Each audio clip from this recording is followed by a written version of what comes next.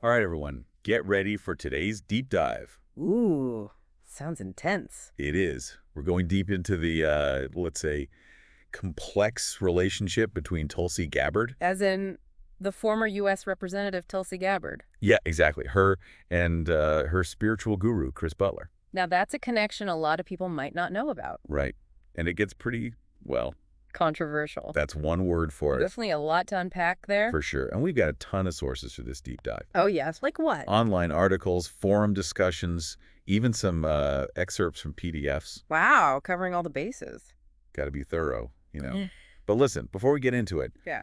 we're not here to take sides or tell you what to think. Absolutely. We're all about presenting the information. Exactly. Let the listeners draw their own conclusions. That's key, especially with stuff like, religion and politics. Oh, for sure. It's a minefield out there. Sensitive topics. Gotta be careful. 100%. So let's start with the basics. Lay the groundwork. Exactly. So Tulsi Gabbard, most folks know her from Congress. For presidential run, too, right? Yep. And she's a big name in Hawaiian politics. Definitely a following nationwide, too. But, and here's the thing, not everyone knows about her connection to, well, this religious group. The Science of Identity Foundation. Yeah, that's the one, SIF for short. And their leader, Chris Butler. Who also goes by, get this, Jagat Guru Siddhaswarupananda Paramahamsa. Quite a mouthful. Yeah, it's a whole thing, but that connection to SIF, That's where things get interesting. to say the least. We're talking allegations of, well, cult-like behavior. Oh yeah, that's come up a lot in the research. And then there's the question of how much Gabbard's involved. And the big one is Chris Butler influencing her political views. Now that's what I call a deep dive. Peeling back the layers of the onion. Exactly, trying to understand the motivations, the conflicts of interest. All of it, and to do that, we got to introduce a few more players. Oh, there are more. Oh yeah, buckle up. We've got Alan Tibby, a.k.a. Acharya Das. International businessman, right. With ties to the Gabbard family. The plot thickens, And there's this whole thing with QNet, a multi-level marketing company. which, if I remember correctly, has had some legal issues. Oh, yeah, lots of controversy there. And we can't forget Wailana, also known as Vaisnava Dasi. Chris Butler's wife, the yoga guru. Yeah, her yoga videos are pretty popular, even outside of SIF. It's fascinating how far back this whole SIF controversy goes. Oh, how far back are we talking? Back in the 90s, there was this film company, Ty Leaf Productions. Okay. They had links to SIF, and get this, they were accused of being a front for a religious cult. A cult, really. And even wilder, some folks thought they were a drug ring. Hold on, a drug ring. That's serious. Right. And it was this former New Zealand MP, Alec Neil. Okay. He was the one raising these concerns, even brought it up in Parliament. Wow, so this was a pretty big deal. It was. Ty Leaf ended up suing Neil and a few others over it. So clearly, SIF wasn't messing around. Nope, they were facing scrutiny even back then. Okay, so we've got this religious group with, let's say, a colorful history. To put it mildly. But how does all this connect back to Tulsi Gabbard? Well, that's where we really start to dig in. And that's what we'll be doing after the break. Can't wait to unravel this web. Stay tuned. All right, so digging into those allegations against SIF. Yeah, where do we even begin? Well, a lot of the forum discussions and articles mention this idea that Chris Butler, he kind of lives this, Reclusive life. yeah, like he's this mysterious figure controlling everything. Dictating how his followers live their lives. Marriage, work, education, the whole 9 yards. And there are those accusations of financial exploitation too, right? Definitely. Some people claim SIF members are pressured into working for free. And SIF-connected businesses, right? Exactly. And it's framed as service to God, so it's tricky. Yeah, I mean, is it really a free choice then? It's a gray area for sure, and then there are claims that Chris Butler himself is living lavishly off those donations and business profits. That definitely adds another layer to the whole service to God thing. Right. And let's not forget about SIF's educational practices. Oh yeah, the homeschooling and that boarding school in the Philippines. Some former students have spoken out about it, describing it as, Pretty intense, right? yeah, highly restrictive. Some even allege psychological harm.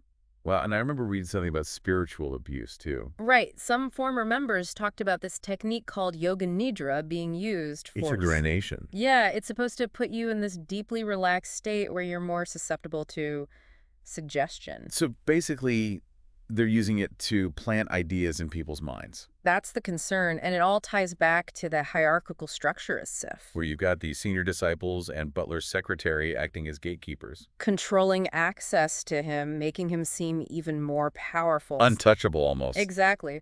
Which brings us back to Tulsi Gabbard.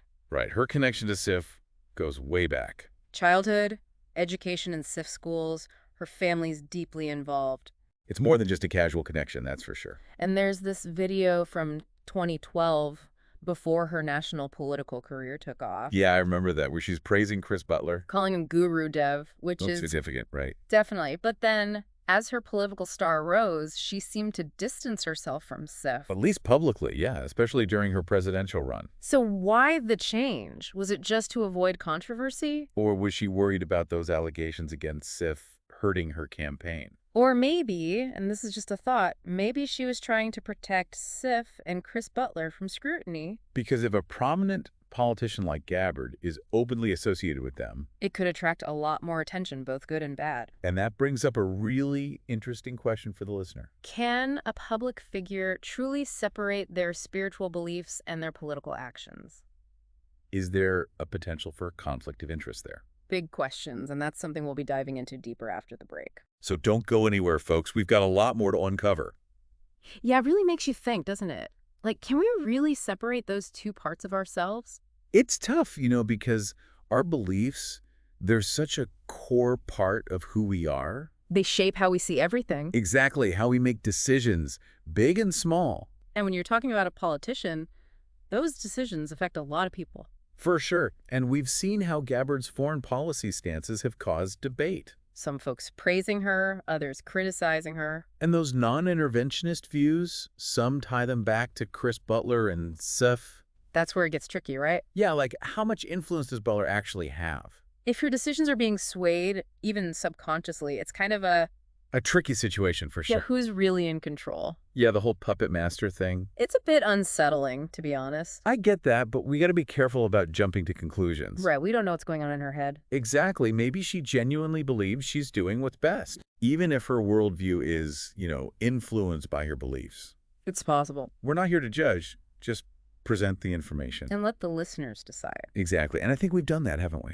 I think so. We've covered a lot of ground. Cult allegations, financial stuff, the whole influence question. And we've tried to be fair, present all sides. Right. Acknowledge that things are rarely black and white. There's always nuance. Always more to the story. Exactly. So ultimately, it's up to the listener to make up their own mind. And if anything, I hope this deep dive has encouraged people to, Question things. yeah, don't just take things at face value. Do your own research.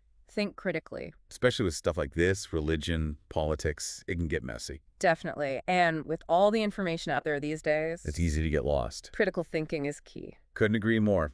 So, to wrap things up, Yeah, what's the takeaway? I'd say dive deep, question everything, and never stop learning. Words to live by. Thanks for joining us on this wild ride. It's been a fascinating one. Until next time, everyone, keep those minds open and those questions coming.